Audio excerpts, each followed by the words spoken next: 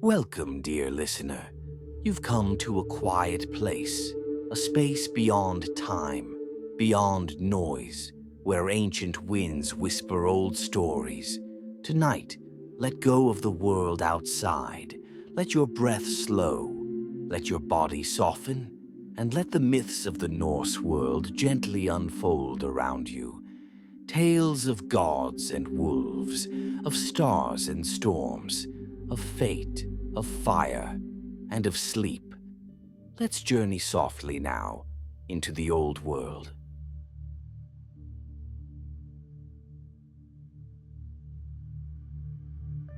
In the beginning, there was nothing. No sky, no earth, no stars, only a vast yawning emptiness called Ginnungagap. Endless and silent.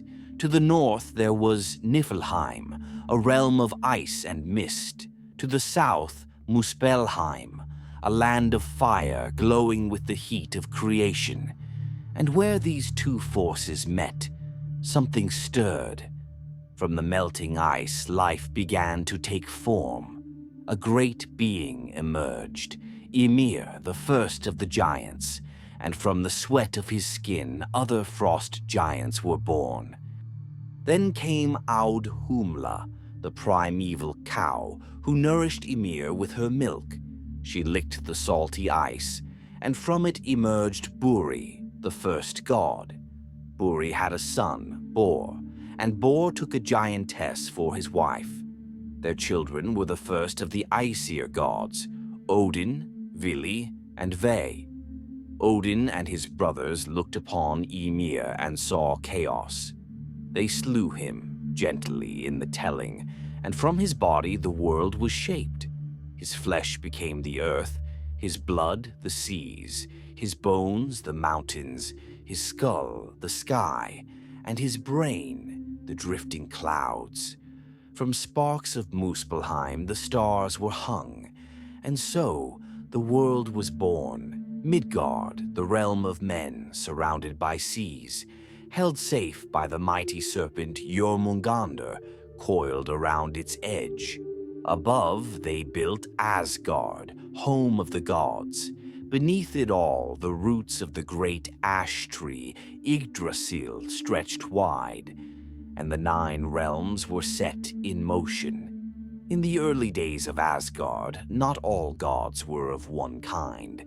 There were 2 great tribes, the Aesir, gods of order, battle, and law, and the Vanir, gods of nature, fertility, and magic. A misunderstanding sparked between them, a battle not of hatred, but of pride, and so began the War of the Gods. Blades clashed across the realms, spells darkened the skies, the Vanir called upon the wild things of the earth, while the Aesir summoned the storm. But the war could not be won. Eventually, both sides grew weary, and with wisdom they made peace. To seal the truce, they exchanged hostages. The Vanir sent their finest, Freyja, and Njord, to live among the Aesir, and the Aesir gave gifts in return. Freyja taught the Aesir the art of seder, a magic of fate and weaving. Odin learned this craft and saw that even the All-Father must bow to destiny. And so the gods were united, and Asgard grew stronger through balance. It is said that after the war they created the Kvasir, a being of pure wisdom, born from their mingled peace. But that is a tale for another night. Not all tales of the gods are peaceful. Some are woven in shadow, and none so heavy as the tale of Fenrir, the great wolf. Born of Loki, the trickster god, and the giantess Angerboda, Fenrir was one of 3 monstrous children. There was Hel, who ruled the underworld, Jormungandr, the serpent who encircles the world, and Fenrir, the wolf whose jaws could swallow the sun. The gods, seeing what would come, feared him. At first, they tried to raise him in Asgard. He grew fast, too fast. His strength became terrifying, and the gods whispered, wondering what fate he carried. They decided to bind him. First, they forged chains of iron, but Fenrir snapped them with ease. Then they made heavier chains, stronger still. But the wolf shattered them like dry branches. Finally, the dwarves crafted Gleipnir, a magical ribbon made from impossible things. The sound of a cat's footfall, the roots of a mountain, the breath of a fish, the beard of a woman, the spit of a bird, thin as silk, yet unbreakable. They brought it to Fenrir and asked him to try it. But Fenrir, wise and wary, demanded that one of the gods place their hand in his mouth as a sign of good faith. Only Tyr, the brave, stepped forward. The ribbon was tied.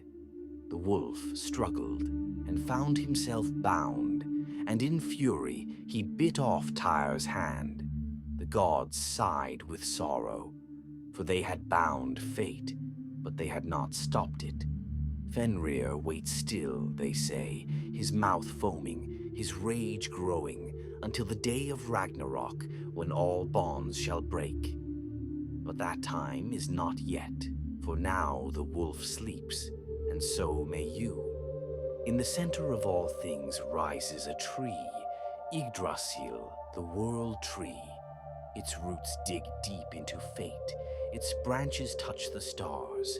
Let us rest beneath its canopy and visit each realm gently. First, there is Asgard, the home of the gods, golden halls, banners in the wind. Here, Odin sits on his high throne, seeing all. Here, Valhalla waits for fallen warriors. Then Midgard, our world, a land of mountains and meadows, of seas and song, guarded by Thor and watched by the gods. Below lies Helheim, the shadowy land of the dead, ruled by Hel. It is not cruel, only quiet. To the east, Jotunheim, land of giants, raw, untamed, ancient. Mountains taller than the clouds. Vanaheim, land of the Vanir, lush and green. Fields that bloom without end. Magic flows like rivers here. Alfheim, the land of the light elves, shining and soft, dancing lights and eternal twilight. Svartalfheim, or Nidavellir, home of the dwarves. Tunnels deep in the earth where glowing forges never sleep. Niflheim, cold and misty, the oldest realm, a place of fog, silence, and beginnings. And Muspelheim, the realm of fire, home of Surt, the fire giant whose sword shall one day set the world aflame. 9 realms, 1 tree, 1 fate, and all are held together by the breath of the gods and the dream of the stars. But all things end, even gods, and in Norse myth the end is called Ragnarok. It begins with a great winter, 3 years of snow, no summer, no warmth. The world grows cold, and the sun fades. The wolf, Skurl, swallows the sun, and his brother Hati devours the moon. The stars vanish, the great tree trembles, and the final battle begins. The sea rises. Jörmungandr thrashes in the depths. Fenrir breaks his chains. Surtur comes from Muspelheim, wielding a sword of flame. The gods march out. Odin faces Fenrir and falls. Thor slays the serpent but takes 9 steps and dies from its venom. Loki turns against the gods and the sky burns. But this is not the end. From the ashes the world will rise anew.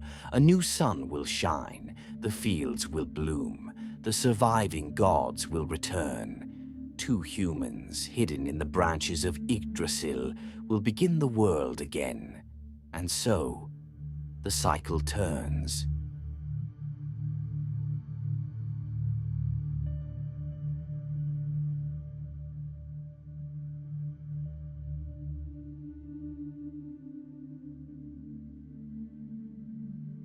Now rest, dreamer.